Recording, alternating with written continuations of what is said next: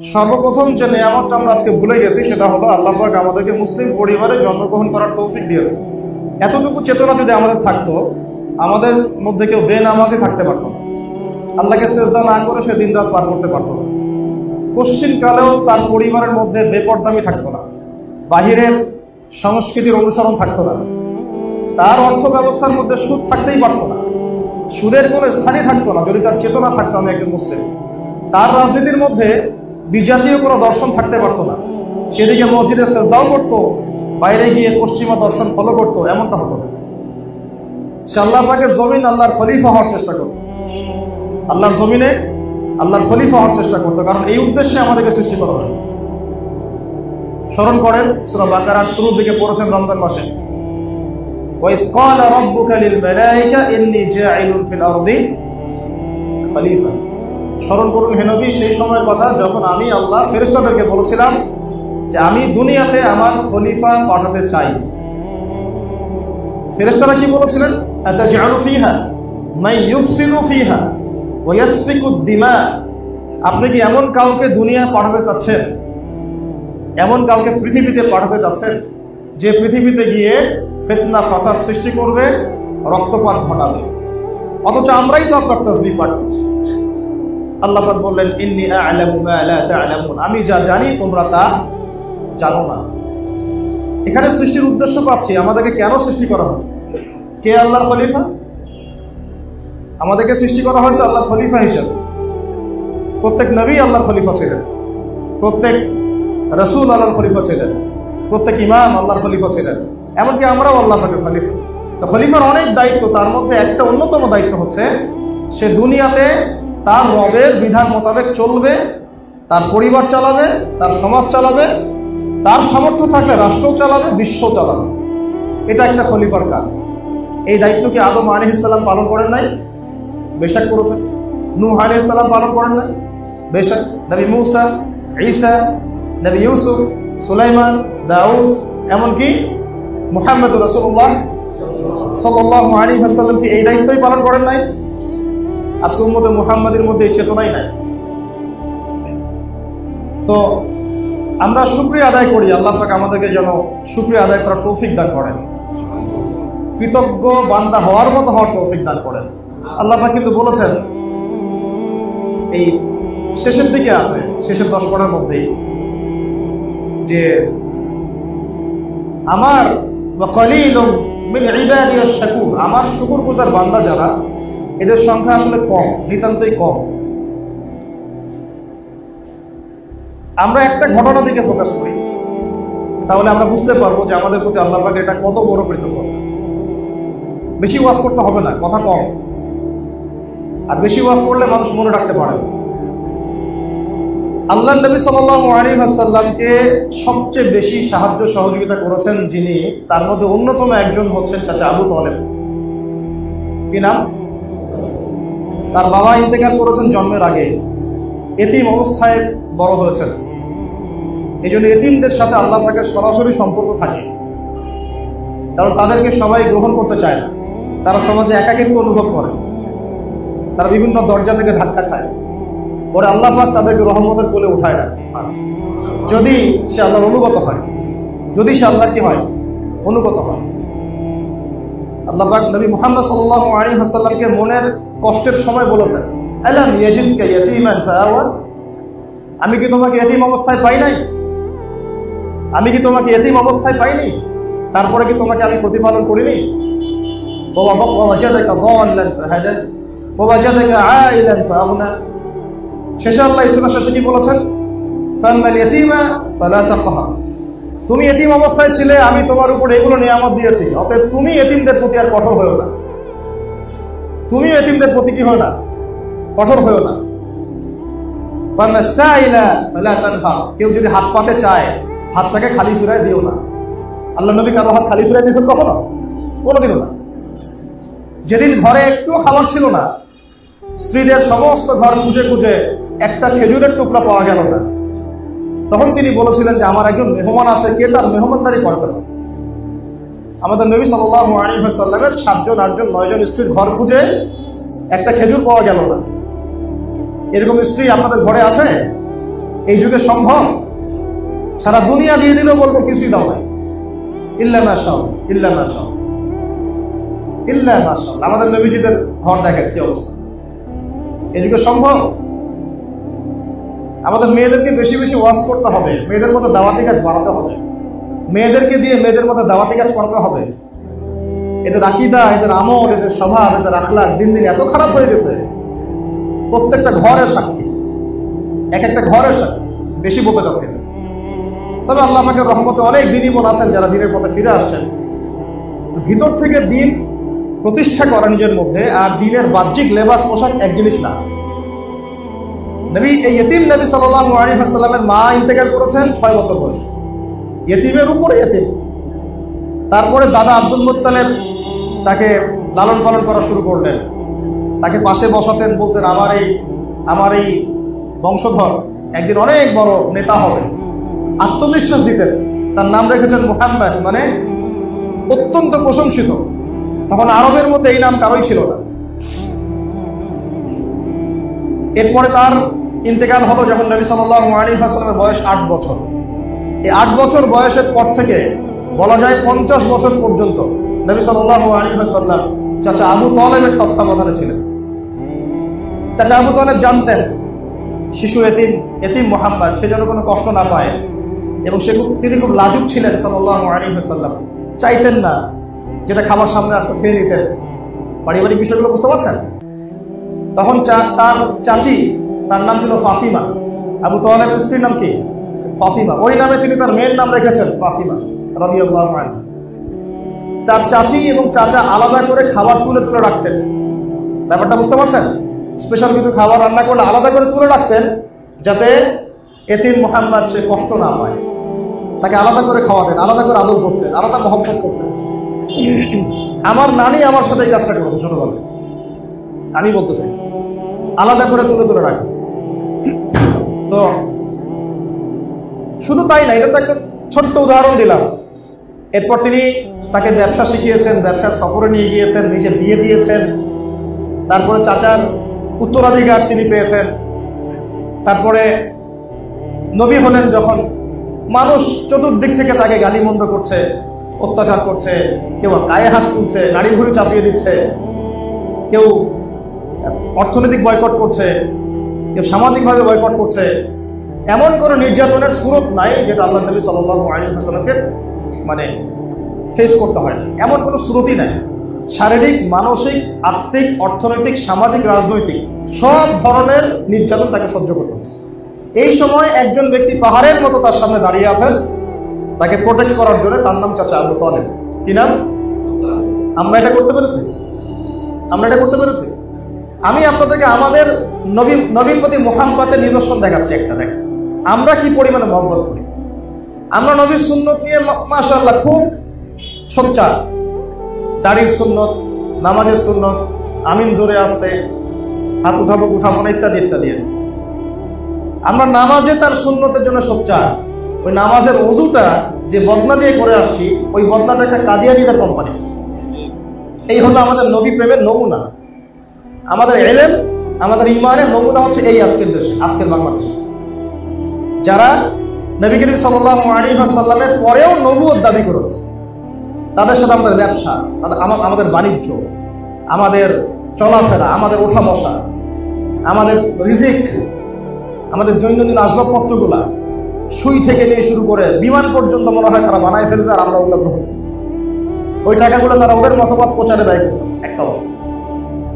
আমার ওস্তাদ একটা কথা বলতেন, এতে কাফের 10 দিনে বলেছেন যে কয়েক প্রকারের কাফের হয়। একটা হচ্ছে আবু জেহেল মার্কা কাফের, যে সত্য চিনেছে মানি না, নাউজুবিল্লাহ, ওকে চিনে নাই সত্য, সে নবীকে চিনে নাই, চিনেছে। আবু জেহেল কি নবুয়ত দাবি করেছিল? কুফরি করেছে। কি করেছে? কুফরি করেছে। এক প্রকার কুফরি হচ্ছে মুনাফিক, আব্দুল্লাহ বিন উবাই, নবীকে চিনে নাই, চিনেছে। মদিনায় নবী এসেছেন, দেখেছে, তার পিছনে নামাজও পড়েছে, নবীকে চিনেছে, কিন্তু বাইরে আমার স্বীকৃতিও দিয়েছে যে আমি মুসলিম, কিন্তু ভিতর থেকে ইসলামের ক্ষতি করে গেছে। এটা এক প্রকার কুফর। আল্লাহ পাক এই মুনাফিকদেরকে বলেছেন তারা জাহান্নামের অতল তলে থাকবে, তাই না? আসফালা মিনান নার, আছে না কোরআনে?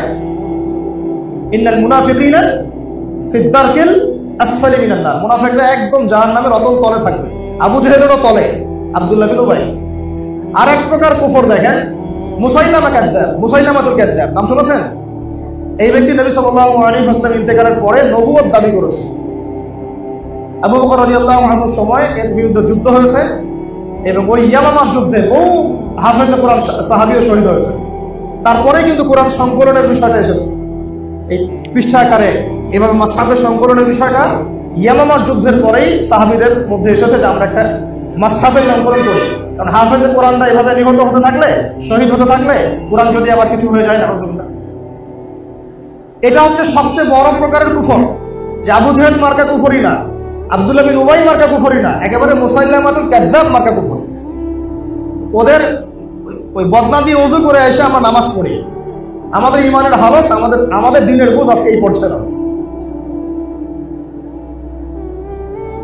বলবো কি লা ইলাহা ইল্লাল্লাহ মুহাম্মাদুর রাসূলুল্লাহ, কি বলবো সাল্লাল্লাহু আলাইহি ওয়াসাল্লাম। তো চাচা আবু তালেব এইভাবে তাকে রক্ষা করার পরেও শেষমেশ কি হয়েছে শুনেন। চাচা আবু তালেব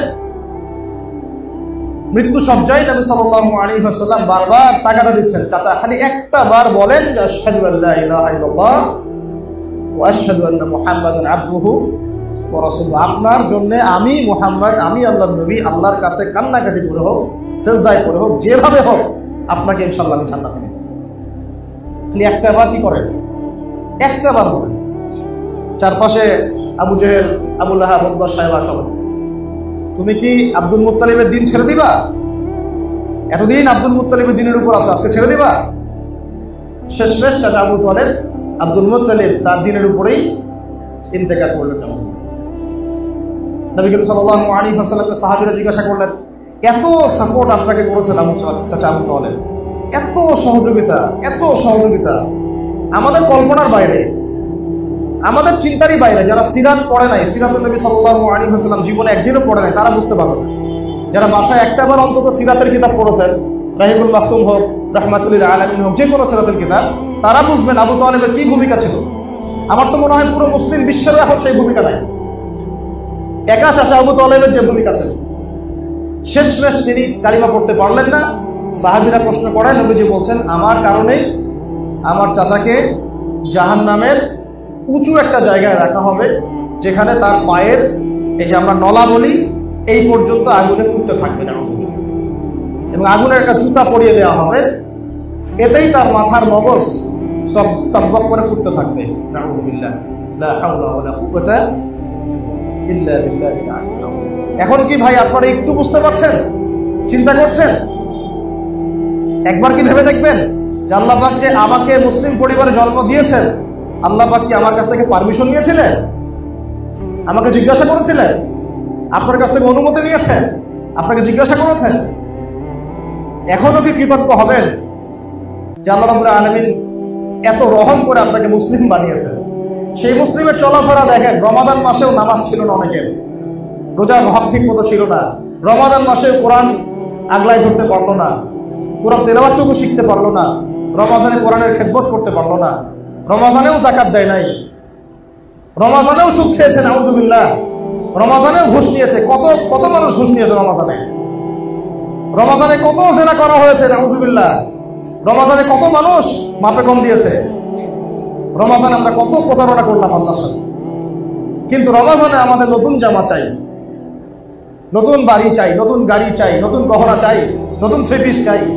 যেন ঈদের দিন মনে হয় এদের জন্যই, এদের সাথে ঈদের খুশির কোনো সম্পর্ক নাই। এই মানুষদের সাথে ঈদের খুশির কি নাই? কোনো সম্পর্ক নাই। তাদের জন্য ঈদ উল ফিতর ছিল, এই খুশি ছিল, ক্ষমা ছিল, যারা রমাজানের হক আদায় করতে পেরেছে, সওম ঠিকঠাক মতো রেখেছে, কোরআন ঠিকঠাক মতো পড়েছে, মানুষকে পড়িয়েছে, ইবাদতের পাবন ছিল, তাহাজ্জুদ করেছে, তারাবির হক আদায় করেছে, কাউকে কষ্ট দেয়নি, দান সদকা করেছে, বেশি বেশি জিকির করেছে, যাকাত ফিতরাগুলো আদায় করেছে। আল্লাহর কাছে ভয়ও ছিল, আশাও ছিল, ইনশাআল্লাহ আল্লাহ রাব্বুল আলামিন চান্ত এই বান্দাদেরকে মাফ করে দেবেন। আমাদের সবাইকে আল্লাহ রাব্বুল আলামিন মুসলিম পরিবারে জন্মগ্রহণ করতে পারার হকটা আদায় করার তৌফিক দান। আরেকটা অংশ বলতে চাই, সেটা হচ্ছে নবী করিম সাল্লাল্লাহু আলাইহি ওয়াসাল্লামের উম্মত হওয়ার সৌভাগ্য। কি বললাম পরে? নবী সাল্লাল্লাহু আলাইহি ওয়াসাল্লামের উম্মত হওয়ার সৌভাগ্য। আজকে দুটো বিষয় খালি আপনাদেরকে খুতবায় আমি আপনাদের মাথায় দিতে চাচ্ছি, বাকিটা ইনশাআল্লাহ এমনি গুছিয়ে আসবে যদি এই দুটো বিষয় আপনারা বুঝতে পারেন, আয়ত্ত করতে পারেন, কলিজায় ধারণ করতে পারেন। যে এক, আমি আল্লাহ পাকের বান্দা, আল্লাহ পাক আমাকে মুসলিম বানিয়েছেন, মুসলিম পরিবারে জন্ম দিয়েছেন। আমার চলাফেরা 8-10 জনের চলাফেরা এক হতে পারে না। আমার চলাফেরা হচ্ছে কোরআন। আমার চলাফেরা কি? সত্যি কথা বলতে আমাদের কারো চরিত্রই কোরআনের মতো এখন নাই, এটাই সত্য কথা। কিন্তু আল্লাহ পাকের কাছে আমরা তৌফিক চাই, আল্লাহ যেন আমাদেরকে সেরকম চরিত্র ধারণ করার তৌফিক দান করেন। দ্বিতীয় বিষয়টা এটা যে নবী সাল্লাল্লাহু আলাইহি ওয়াসাল্লাম উম্মত হতে পারার সৌভাগ্য। দেখেন, কিয়ামতের মাঠে মানুষ উঠবে, আমরা উঠব, বহু গুনাহগার মানুষ, কেউ সুদ খেয়ে ফেলছে, বা কেউ ধরেন যে জেনা করে ফেলছে, কেউ হয়তো আরো বড় বড় কবিরা গুনাহ করে ফেলছে, গীবত, তহমত ইত্যাদি ইত্যাদি। আমরা সবাই কবিরা গুনাহগার, আল্লাহ পাক আমাদেরকে মাফ করেন। তো কবিরা গুনাহগার মানুষ যখন কিয়ামতের মাঠে হন্তদন্ত হয়ে ঘুরতে থাকবে, হাউজে কাউসারের পানির জন্য, একটু পানির জন্য, একটু তৃষ্ণা নিবারণের জন্য, শাফাআতের সুপারিশের জন্য, নবী মুহাম্মদ সাল্লাল্লাহু আলাইহি ওয়াসাল্লাম নিজের হাতে তার উম্মতকে পানি পান করাবেন। তিনি নিজে সেজদায় পড়ে যাবেন, কান্নাকাটি করতে থাকবেন। আল্লাহ পাক তখন তাকে যে তাসবিহ শেখাবেন সেটা পড়তে থাকবেন। আল্লাহ রাব্বুল আলামিন তাকে বলবেন, মাথা উঠাও, কি চাও বলো। নবী করিম সাল্লাল্লাহু আলাইহি ওয়াসাল্লাম তখন বলবেন, আল্লাহ আমার উম্মত, আল্লাহ আমার উম্মত, আল্লাহ আমার উম্মত। সমস্ত নবীগণ যেদিন বলতে থাকবেন, ইয়া নফসি, হে আমার নফস, আল্লাহ আমার নফস, আল্লাহ আমার নফস। আমাদের নবী মুহাম্মদ সাল্লাল্লাহু আলাইহি ওয়াসাল্লাম বলতে থাকবেন, হে আল্লাহ আমার উম্মত, হে আল্লাহ আমার উম্মত, হে আল্লাহ আমার উম্মত। আল্লাহ রাব্বুল আলামিন তাকে শাফাআত করার, সুপারিশ করার অনুমতি দিবেন। তারপর তিনি শাফাআত করবেন, সুপারিশ করবেন। অগণিত কবিরা গুনাহগার আল্লাহর বান্দাদেরকে তিনি জান্নাতে নিয়ে যাবেন।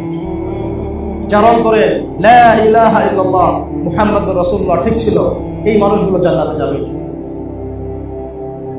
এখন সেই নবী মুহাম্মদ সাল্লাল্লাহু আলাইহি ওয়াসাল্লাম যিনি সুপারিশ করবেন, যিনি সুপারিশ করবেন, যিনি হাউজে কাউসারে পানি পান করাবেন, যাকে আল্লাহ পাক ইখতিয়ার দিয়েছিলেন দুনিয়াতে দোয়া করে নাও, তুমি একটা দোয়া চেয়ে নাও। সমস্ত নবী সেই দোয়া চেয়ে নিয়েছে দুনিয়ার জন্য। নবী সাল্লাল্লাহু আলাইহি ওয়াসাল্লাম এটা অবশিষ্ট রেখেছেন উম্মতের জন্য। কিয়ামতের মাঠে রাতের বেলা কেঁদেছেন, বলেছেন যে আমার ভাইদেরকে যদি দেখতে পারতাম। সাহাবীরা বলেছেন, কারা আপনার ভাই? আমরা কি আপনার ভাই না?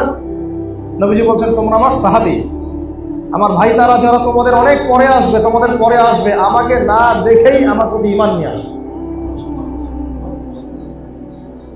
বলতে থাকলে এটা নিয়ে 1 ঘন্টা বলা যাবে, কিন্তু কথা হচ্ছে নবী সাল্লাল্লাহু আলাইহি ওয়াসাল্লামের উম্মত হওয়ার এই যে সৌভাগ্য, অনেক নবীগণ আশা করতেন যে আমরা শেষ নবীর উম্মত হব। এমনকি ইহুদি জাতি যাদের সাথে আমাদের এত দ্বন্দ্ব চলছে, এরাও মদিনায় ঘাটে গেলে কেন বসেছিল? ওরা শেষ নবীর উম্মত হওয়ার আশায় বসেছিল। শেষ নবী যখন বনু ইসমাইল থেকে আসছে, তারা মানে না, তারা মনে করে না বনু ইসমাইল থেকে না, বনু ইসরাইল থেকে আসতে হবে। হতভাগা জাত, হতভাগা ইহুদির জাত। এই জন্য আল্লাহ পাক বলেছেন, মাগদুব গায়রিল মাগদুবি আলাইহিম ওয়ালাদ-দাল্লিন। এরা মাগদুব, গজবপ্রাপ্ত। এরা ঈসা আলাইহিস সালামকেও স্বীকার করে নাই। ঈসা ইবনে মারিয়াম ছিল মাসীহ, তারা মাসীহকে চিনতে ব্যর্থ হয়েছে। আবার শেষ একটা রাস্তা খোলা ছিল যে শেষ নবী মুহাম্মদ সাল্লাল্লাহু আলাইহি ওয়াসাল্লাম আনুগত্য করে আল্লাহর কাছে ফিরে আসবে, ওইটাও তারা কি করেছে? হারিয়ে ফেলেছে। এরপরে ইহুদ থেকে হয়েছে মাগদুব, অভিশপ্ত। এরাই হবে দাজ্জালের অনুসারী, এবং এরাই দাজ্জালের সাথে দেখবেন এই বিশ্বের মধ্যে একেবারে ত্রাস সৃষ্টি করে ফেলবে, যেটা অলরেডি তারা করা শুরু করছে। ওইদিকে যাচ্ছি না, আলোচনার টপিক অন্যদিকে চলে যাবে। নবী সাল্লাল্লাহু আলাইহি ওয়াসাল্লামের উম্মত হতে পারাটার জন্য অনেক নবীগণ আক্ষেপ করতেন, আশা করতেন।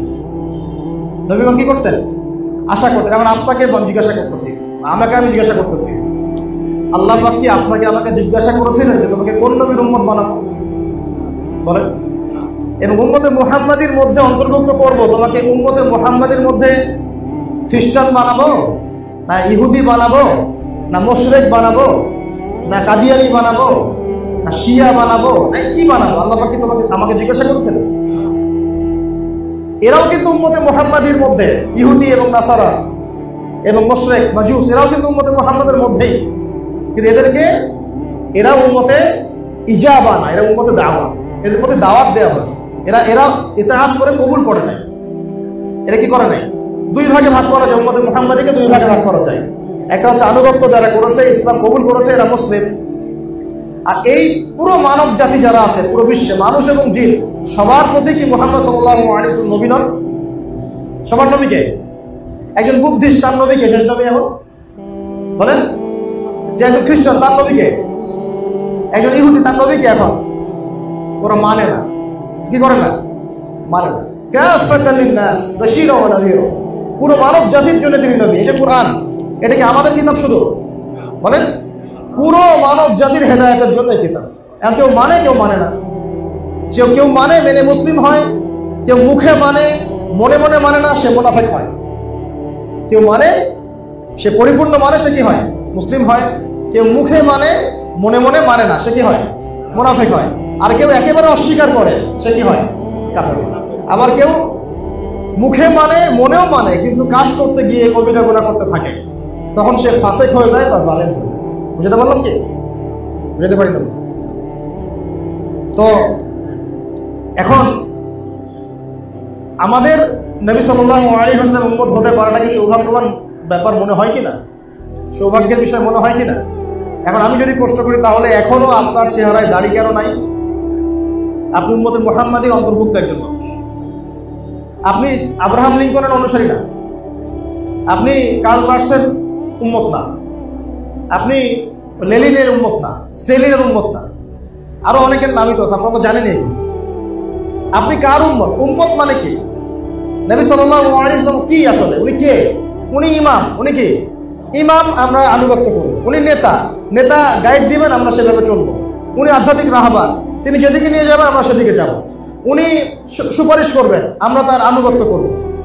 উনি ডানে বলতে গেলে ডানে যাব, বামে বলতে গেলে বামে যাব। থুতু যদি উনি ফেলেন, সেটা গায়ে মেখে নিব। সাহাবীরা মাখেন নাই? ওযু করেছেন, পানি অবশিষ্ট ছিল, সেই অবশিষ্ট পানি খান নাই, গায়েটা মাখেন নাই? ঘামছেন, ঘাম মুছতেছেন এইভাবে, সাহাবীরা এটাকে সংগ্রহ করেন নাই? এই হচ্ছে ইমাম। এই যে নেতা, এই যে ইমাম, নেতা, নবী, অনুসারী বলতে কি বোঝায়? আমরা যে ইতাআত করব, আমরা যে তার সুন্নাত অনুসরণ করব, আসলে কিভাবে অনুসরণ করব? এইভাবে ঘাম মুছে ফেললে তুলে নিতে হবে, থুতু কফ ফেলেছেন উঠাই নিতে হবে, ওযু করে পানি রেখে দিয়েছেন, ওই পানি নিজে সংগ্রহ করার জন্য কারাকারি করতেন সাহাবীরা। দৃশ্যগুলো কি চিন্তা করতে পারেন? দৃশ্যগুলো একটু চিন্তা করেন। অনুসারী কাকে বলে? তাহলে এখন আমাদের ব্যক্তি জীবন থেকে আসি। আমার বডির মধ্যে নবীর পোশাক নাই, অন্য কাউকে নবী হিসেবে কেমনে মানতে পারি? কিভাবে যে মানতেছে তার সাথে আমার চলাফেরা থাকতে পারে? কিভাবে যে মানতেছে ওর সাথে আমার ওঠা বসা হতে পারে? ওর সাথে আমার রিজিকের ব্যবসার লেনদেন কিভাবে হতে পারে? আমি কেমন করে তার পূর্ণ ব্যবহার করতে পারি? যদি গায়রত থাকে, ব্যক্তিত্ব থাকে এবং নবীর প্রতি সত্যিকারের মহব্বত থাকে, কিভাবে তাকে কেউ গালি দিচ্ছে আমি তার পক্ষপাতিত্ব করতে পারি? কিভাবে তাকে নিয়ে মানুষ ব্লগে লিখছে আমি তার পক্ষপাতিত্ব করতে পারি? কিভাবে আমি তার বিরুদ্ধচারীদের সঙ্গ দিতে পারি? তারপরে আসবে এই কথাগুলো। আমার শরীরটা কেন এখন তার মতো হলো না? আমার বয়স 20, 25, 30, 40, 50 হয়ে গেল, এখন পর্যন্ত আমার বুঝ আসলো না যে আমি কারোর মত কাকে ফলো করতে হবে? তাহলে কেন দাড়ি নাই? কেন আমাদের মাথায় সবার টুপি নাই, পাগড়ি নাই? কেন আমাদের জুব্বাগুলো ঠিক হচ্ছে না, পোশাক ঠিক হচ্ছে না? টাকনু নিচে কিভাবে কাপড় পরতে পারি? টাকনু নিচে পড়লে জাহান্নামে যেতে হবে। সত্যি কথা বলছি এটা, যে কেউ যদি দাঁড়িয়ে এক মুষ্টি রেখে এভাবে ছেটে ফেলে, অনেক সাহাবীর আমল আছে এর উপরে, জায়েজ, ঠিক আছে। আবার ধরেন কোন একজন ব্যক্তি দাঁড়িয়ে হালকা হালকা রেখেছে, পুরোপুরি ছেড়ে দেয় নাই, এর কারণে সে জাহান্নামে যাবে সরাসরি, এমন কোনো কথা নাই। আমি কিন্তু কাটতে উৎসাহিত করলাম না, কথা উল্টা দিকে নেবেন না। বাঙালিদেরকে ওয়াজ করা মুশকিল বিষয়।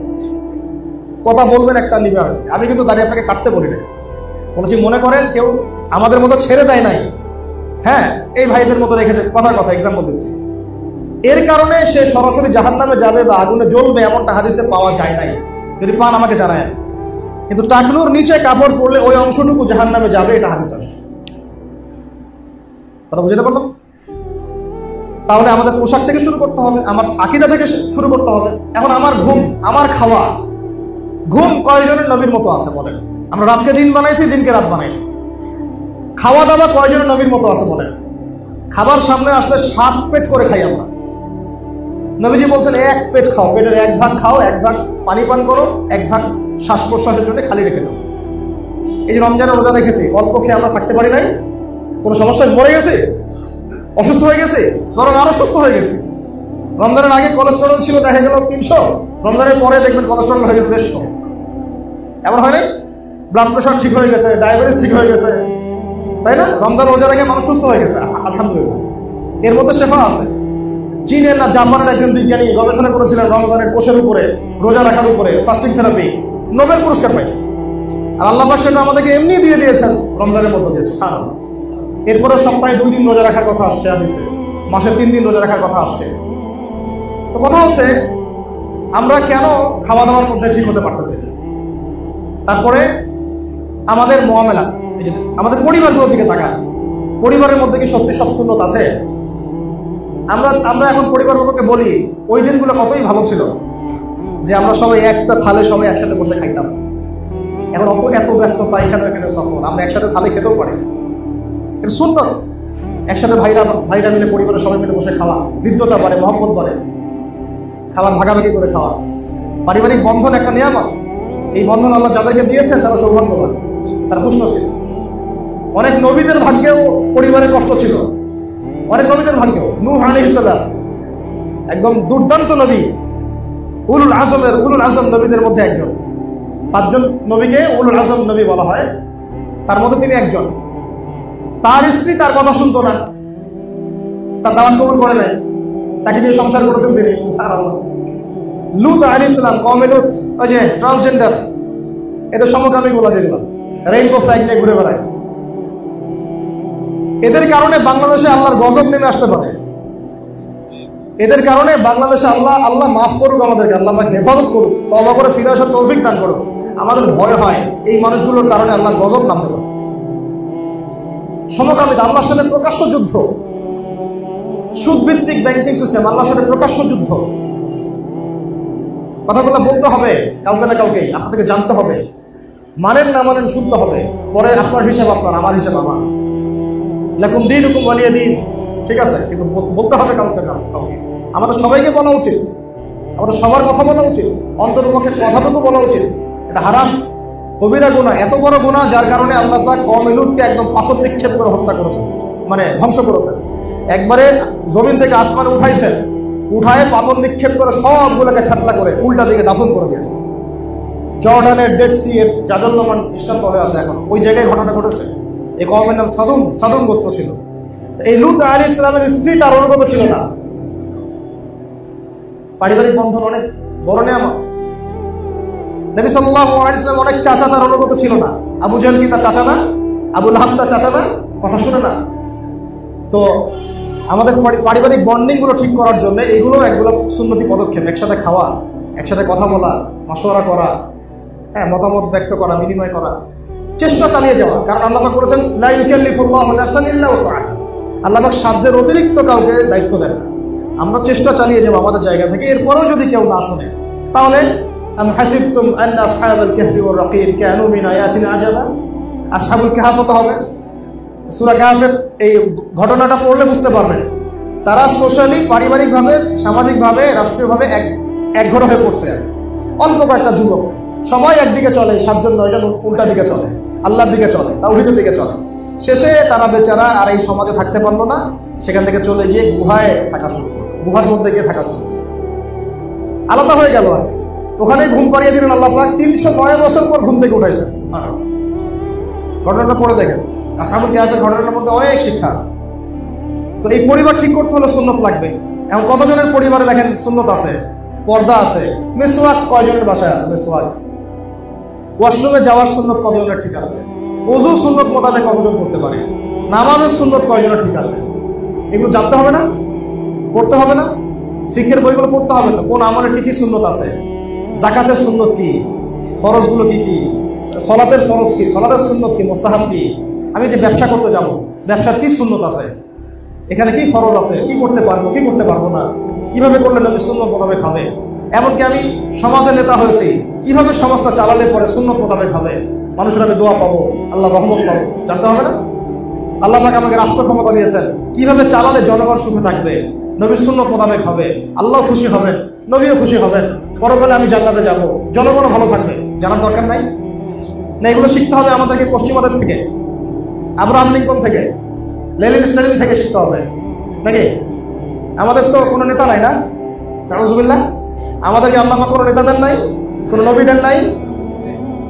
আমরা সত্যি কথা বলতে আমার কনক্লুশন হচ্ছে এটা যে আমরা নবী মুহাম্মদ সাল্লাল্লাহু আলাইহি ওয়াসাল্লাম উম্মত যে হয়েছি এর মর্মটাই আমরা বুঝতে পারি, এর মর্ম বুঝতে পারি। তার একটা সুন্নতের উপর সারা জীবন গবেষণা করতেছে ইহুদিরা বসে বসে, খ্রিস্টানরা গবেষণা করতেছে, বৌদ্ধরা গবেষণা করতেছে।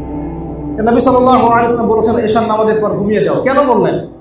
এর মধ্যে ফিজিক্যাল কি উপকারিতা আছে দেখে গবেষণা করে বের হলো যে রাত 10টা থেকে 1টা পর্যন্ত বা 2টা পর্যন্ত যারা ঘুমায় তাদের ফিজিক্যাল যে স্ট্রাকচার, কন্ডিশন, সুস্থতা, বার্ধক্যে গিয়েও তারা স্ট্রং থাকে।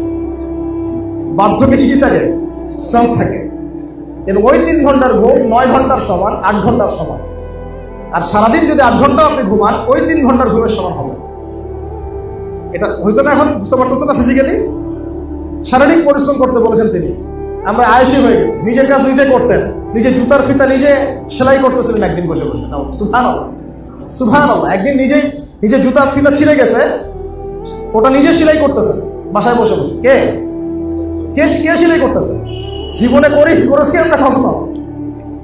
এটাকে আমরা অপমানের কাজ মনে করি, অপমানের কাজ মনে করি। স্ত্রী রান্না করতেছেন, তিনি তরকারি কেটে দিয়েছেন, সাহায্য করছেন। চিন্তা করা যায়? এগুলো ভাবাও যায় এই যুগে? এখন সুন্নত শুধুমাত্র এই চেহারায়, দাড়িতে, পোশাকে না। আমি এক কথায় শেষ করে দেই, একেবারে আমার আকীদা থেকে শুরু করে আমার আমল, আমার নামাজ, আমার রোজা, আমার যাকাত, আমার ব্যবসা, আমার বাণিজ্য, এমনকি আমার অর্থনীতি, রাজনীতি পর্যন্ত যে নবীর সুন্নত মাফিক আমরা ঢেলে সাজাতে পারি, তাহলেই নবীর উম্মত হওয়ার কৃতজ্ঞতা স্বীকার করা হবে, হাকিকি অর্থ স্বীকার করা হবে। না হলে শুধু মুখে দাবি করা হবে, বাস্তবে এটার প্রতিফলন ঘটবে না। আর মুখে স্বীকার করে যদি আমল না করি, আল্লাহ পাকের জন্য আমাদেরকে আযাবও দিতে পারেন। আল্লাহ রাব্বুল আলামিন আমাদের সবাইকে মুসলিম পরিবারে জন্মগ্রহণ করতে পেরেছি এই শুকরিয়াটুকু আদায় করার তৌফিক দান করুন। আমিন। চলতে ফিরতে বেশি বেশি পড়তে থাকবেন আলহামদুলিল্লাহ, খালি পড়তে আলহামদুলিল্লাহ। আল্লামা তাফি উসমানী দামাত বারাকাতুহু তার একটা মুযাকারা আছে আমাদের সামনে, বসে থাকতেন এমনি অনেকক্ষণ বলতে থাকতেন আলহামদুলিল্লাহ, আলহামদুলিল্লাহ, আলহামদুলিল্লাহ। জিজ্ঞাসা করা হতো যে ওস্তাদ কি হলো, কি জন্য আলহামদুলিল্লাহ বলতেছে? উনি বলতেন সারাদিন আল্লাহ পাকের কত নিয়ামত ভোগ করলাম, তখন তো আলহামদুলিল্লাহ বলার কথা মনে ছিল না, এখন কাজা আদায় করতেছে। ওই যে ঘুমানোর সময় 33 বার সুবহানাল্লাহ, 33 বার আলহামদুলিল্লাহ, 34 বার আল্লাহু আকবার আছে না? কেন আছে এগুলা? ওটা ফিল করে করে পড়া, যে সারাদিন অনেক নিয়ামত আমি ভোগ করেছি, সুবহানাল্লাহ বলার আমি সময় পাইনি, হয়তো মনে ছিল না, আলহামদুলিল্লাহ পড়ার সময় পাইনি, মনে ছিল না, ওটা কাজ আদায় করতেছে না। ঠিক আছে? তো আল্লাহ পাক আমাদেরকে মুসলিম পরিবারে জন্মগ্রহণ করতে পারার এই কৃতজ্ঞতা আদায় করার তৌফিক দান করেন। আমিন। এবং একজন প্রকৃত মুসলমানের জন্য যা যা করণীয় এগুলো করার তৌফিক দান। সহজ কথায় এক কথা, কোরআনে যা আছে মানবো, মানতে আমি বাধ্য। হাদিসে যা আছে মানবো, মানতে আমি বাধ্য। আল্লাহ পাক কোরআনে যা নিষেধ করেছেন আমি ছেড়ে দিব, ছাড়তে আমি বাধ্য। হাদিসে নবী যা নিষেধ করেছেন এক কথায় ছেড়ে দিব, কোনো প্রশ্ন করতে যাব না, কারণ এটা ছাড়তে আমি বাধ্য। বাস খালাস, সামি'না ওয়া আতা'না, শুনলাম মানলাম, শুনলাম মানলাম। এই ঈমান, এই বিশ্বাস নিয়ে যদি অল্প আমলও কেউ করে জান্নাতে চলে যাবে ইনশাআল্লাহ। মানুষ বেশি বেশি ইবাদত করে জান্নাতে যেতে পারবে না। বেশি বেশি ইবাদত, অনেক বেশি ইবাদত, এগুলো জান্নাতে যাওয়ার মানদণ্ড কিন্তু না।